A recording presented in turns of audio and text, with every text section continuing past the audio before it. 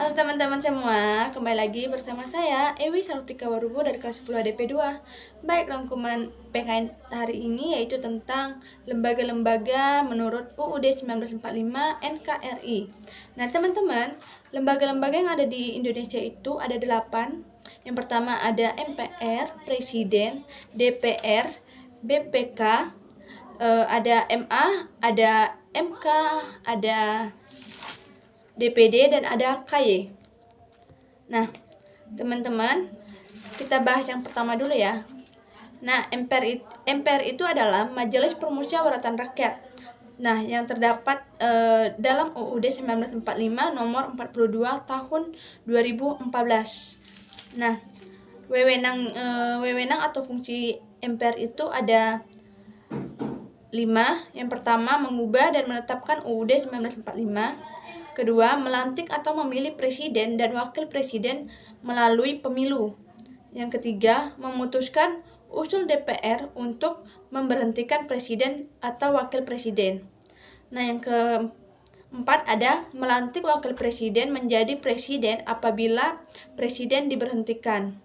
Yang terakhir, memilih wakil presiden dari 2 calon yang diusulkan oleh 2 presiden apabila terjadi kekosongan jabatan. Nah, tugas MPR itu adalah memasyarakatan ketetapan MPR dan memasyarakatan Pancasila, UUD, dan Bhinneka Tunggal Ika. Oke, selanjutnya ada presiden, yaitu berdasarkan UUD NKRI 1945 pasal 4 ayat 1, Presiden Indonesia merupakan pemegang kekuasaan pemerintah menurut UUD. Nah, tugas dan wewenangnya yaitu memegang kekuasaan pemerintahan, mengajukan rancangan UUD, menetapkan peraturan pemerintahan, memegang kekuasaan tertinggi, serta menerima penetapan duta negara lain. Selanjutnya ada DPR. Wewenangnya itu membentuk UUD yang dibahas dengan presiden untuk mendapatkan persetujuan bersama. Kedua, membahas rancangan UUD. Ketiga, membahas dan menindaklanjuti hasil pengawasan yang disampaikan oleh DPD. Selanjutnya ada BPK. Nah, BPK itu adalah Badan Pemeriksaan Keuangan berdasarkan UUD nomor 15 tahun 2006 tentang Badan Pemeriksaan Keuangan. Tugasnya yaitu memeriksa pengelolaan dan tanggung jawab keuangan negara yang dilakukan oleh pemerintahan, pusat, daerah, dan lembaga lain. Selanjutnya ada MA atau Mahkamah Agung. Nah, menyatakan bahwa kekuasaan kehakiman merupakan kekuasaan yang merdeka untuk menyelenggarakan peradilan guna menegakkan hukum dan keadilan. Nah, selanjutnya ada MK yaitu Mahkamah Konstitusi, yaitu wewenangnya mengadili pada tingkat pertama dan terakhir yang putusan bersifat final untuk menguji UUD terhadap UUD, memutuskan sengketa, serta memutuskan pembubaran partai, serta memutuskan perselisihan tentang hasil pemilu. Nah, selanjutnya ada DPD atau Dewan Perwakilan Daerah, yaitu salah satu lembaga perwakilan rakyat dan bagian keanggotaan MPR yang telah dipilih melalui pemilihan umum dari setiap provinsi.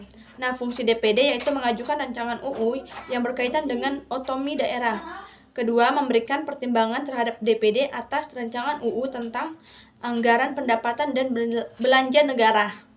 Oke, selanjutnya ada wewenang DPD yaitu menyampaikan hasil pengawasan atas pelaksanaan UU, menerima hasil pemeriksaan atas keuangan negara.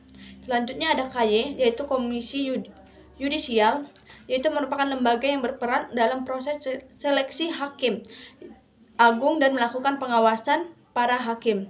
Nah, wewenang KY yaitu mengusulkan pengangkatan hakim agung dan hakim di Mahkamah Agung kepada DPR untuk mendapatkan persetujuan, menjaga dan menegakkan kehormatan kelurahan, martabat, dan serta perilaku hakim.